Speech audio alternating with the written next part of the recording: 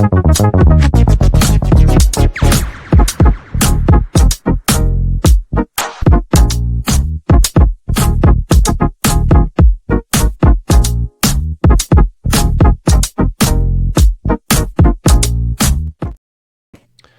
everybody and welcome back to the West Ham Network. Hope you are safe and well as per usual. And West Ham late last night did announce the signing of Brazilian defender Igor Julio on loan from Brighton and Hove Albion. The 27-year-old does come with a lot of strength, composure and decent passing ability, but he has over 200 appearances throughout his career, spanning between England, Italy and Austria, and European experience both with Fiorentina, who we all know because West Ham beat Fiorentina in the Europa Conference League final. Bowen did beat Igor Julio for pace to get that fantastic goal for West Ham to win that final. But I'm here to talk to you about who is Igor Julio and what will he bring to his game. But there's a few things that we normally do, and it's a few things that you need to really know about Igor Julio. So I'll get cracking on that. Then I'll talk to you a little bit about his interview, and I'll talk to you a little bit about his style of play.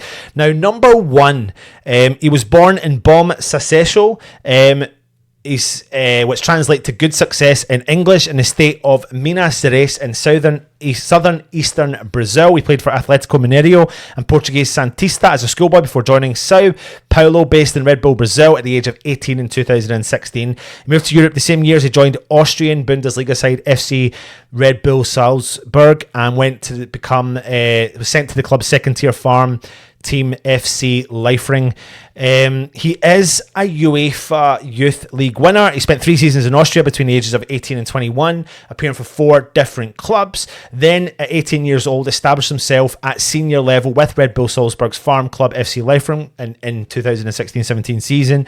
And he started for Salzburg as they defeated Vardar of Macedonia and several other clubs, Man City, Paris Saint-Germain, Atletico Madrid, just to name a few, against whom he did score a goal in the 2-1 victory.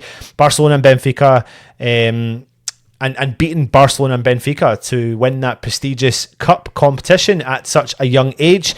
He did then move into the Austrian Bundesliga and he made several appearances for Red Bull Salzburg. He was loaned to Austrian Bundesliga side Wolfsberger for the second half of the 2017-18 season, made 15 top-flight appearances for them as centre-back. He went on loan to Austria Vienna in the whole campaign and appeared 30 times as they finished 4th in the league and got to the quarterfinals of their domestic cup. He also got into 2 European Cup finals for Fiorentina in Europe. Of course, getting beat against West Ham in that fantastic day out in Prague. He also appeared for Brighton and Hove Albion when he moved there, playing 50 times in all competition, including 6 appearances in European competition in the Europa League in the 23-24 season as well. But in terms of Igor Julio coming to West Ham, it might not enamour you. It might not enamour me because we think there was other targets out there that West Ham should have looked at. And I do think West Ham should have looked at other targets. But we had the deal with Agerd pending over. It was signed, sealed. Agerd is gone from West Ham. He's now with Marseille. And I think we've brought in some decent money considering the path that his career led to at West Ham, which wasn't fantastic. I think there's not a fantastic sign. I think what's good about maybe Igor Julio is that many other clubs and many other good managers, sought after managers, were looking at Igor as an option, none other than Crystal Palace. He apparently did the medical at Crystal Palace, and at the last minute he came into West Ham. When he heard that West Ham were interested. We'll talk about the interview he does with WHUFC.com. But what can we expect from a player like Igor? Well, if you haven't already, go and check out the social media content that West Ham put out, because they asked him a couple of questions, and I've brought them here, just a couple of picture images. How would you describe your style of play? And his answer was, I'm an aggressive player. You do not want to mess with Igor Julio, do you?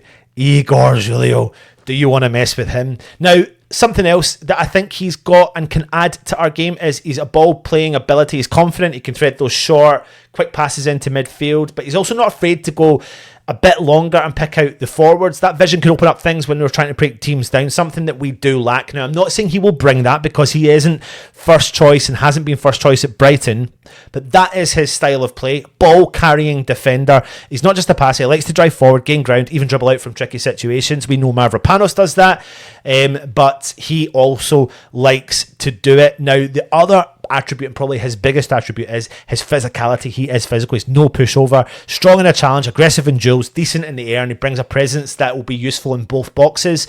And I think we've been crying out for that no-nonsense defender, so it'll be interesting to see if he's got that ability to be able to bring that into this West Ham shirt, and whether or not he's going to get that opportunity in the West Ham shirt. We'll talk about that in a second. He's versatile because he's a left-footed centre-back and he can play as left-back. He also has played further up the field, sometimes in midfield. There is an element of weakness in his game. Like every other player, he's not perfect. Concentration can be an issue. He can drift out of position or push too far forward, something that we know that Mavropanos does, which leaves the gaps in behind him. His passing range is good, but decision-making isn't always spot on. And he hasn't got that blistering recovery pace either, as we've seen when he played for Fiorentina against West Ham. But what we do have is a player that's a little element of no nonsense. And several good managers are intrigued by him. De Zerbi, who brought him in at Brighton, working with him there. And we do know Glazner, obviously, at Crystal Palace, wanted to bring him in as well. Now, he did do a cheeky interview with West Ham, so let's tell you what was said in that. He was asked about his style of play, and his answer to the West Ham media team was, as a player, I'm a type who always wants to learn and always wants to improve. I believe I'm a player with a lot of quality on the ball and also very aggressive without the ball. And as a person, first of all, I'm humble, I'm simple, and I'm someone who likes to be with the family and friends and to help the people who've helped me get where I am today. So I'd say I'm very simple and humble person, but very happy and grateful to God for everything. Plus, he is Brazilian. He speaks Portuguese. Paquetá and Guilherme will get on with him fairly well. He was then asked, how does it feel to join West Ham? And he said, thank you. I'm very happy to be here, to have this opportunity, and I hope to contribute everything I can on the pitch. West Ham is a big club in England. I already knew about the club. I'd already played against them before, and from the moment the speculation arose, I got really excited and delighted to have the opportunity with West Ham. And I suppose that's probably an element of truth, because playing against West Ham, seeing what the fans are like in the Europa Conference League final, and being beaten by them maybe sets a bit of a precedent moving forward. What did Potter say to him? And he said, first of all, he gave me the opportunity to come to a big club, told me he would use me, that he would give me the chance I really need, that he was very convincing. He's also a very well-known coach. I think it's important for me, especially at this point of my career, to work with a manager who has so much knowledge of the Premier League. And yeah, that's an interesting point. And it's an interesting point saying that he will be utilised and used, which I do think he probably will be. Speaking about the final, sorry, the wrong title there, but how did he start playing football? And he said, I started when I was 12 years old in Brazil, and with many Brazilian players, I left home very early. I went to different schools, nearby cities, until I managed to find some clubs where the academy took me on. And I eventually turned professional at Red Bull before moving to FC Red Bull Salzburg in Austria. He then went on and spoke about playing around Europe, because obviously he played in Austria. What did that do for him? Then he went to Italy and Fiorentina, and he said it was an incredible experience for me. I spent 3 years in Austria, and I can say today that a lot of my adaptation to Europe was thanks to Austria. It's a very important moment in my career. I'm just grateful to be everyone that helped me understand European football there and helped me reach the top level by going through Austria as well. Firstly, it was a dream come true to play in under-19s Champions League, and then to beat Atletico Madrid, Paris Saint-Germain, Manchester City, Barcelona and Benfica was a dream come true. It was very happy, and it was also a unique experience in my life, which not many people can say they've done, especially at that level. And we all know the kind of contributions that the youth set up in these worldwide famous clubs offer. Then he said at Fiorentina, obviously playing in finals, he said it was a difficult time but also an incredible moment in my career, because I reached 2 finals in the same year. Fortunately, we didn't win the titles, but it was still an amazing experience as well. Expectations from him, he said, what do we expect as West Ham fans? From the very first to the last day, I'll give everything I have on the pitch. I'll do everything I can for the team to win matches, and fans can from the beginning connect with me and enjoy my performances on the pitch. You can expect a huge desire to win, a strong will to learn, and to give my best for the shirt. Last but not least, what about... Oh, sorry, we've already done that as well. So, Russ is going to be annoyed because I didn't do that bit properly. Anyway, Listen, we can't judge a book by its cover. How many times have we been here, done that, wore the t-shirt? Jesse Lingard, Craig Dawson, just to name a few. Even Tommy Soucek, even Vladimir Sufal. Judging a book by the cover doesn't necessarily work well, sit well with West Ham. So we need to give the guy the benefit of the doubt. It might not be your numero uno player to bring in, but we have brought him in. And he is going to be wearing a West Ham shirt. He is 27, so he's younger, he's tall, he's strong, he's physical. And if we can get something out of him, then so be it. He likes a yellow card. Yes, he does. He is physical. He got 4 last year in the Premier League by playing only 13 games for Brighton as well. The season before, he played 24 games from Brighton, got 4 yellow cards, but has got Europa League experience. He did last time when he played for Fiorentina in the Serie A. He played 27 times, getting 8 yellow cards and 1 red card as well. So I expect that because he's a physical player. Premier League don't like physical players, so he's probably going to pick up several yellow cards in this one. But for me, give him the chance. Give him the opportunity in that West Ham shirt. It is what it is.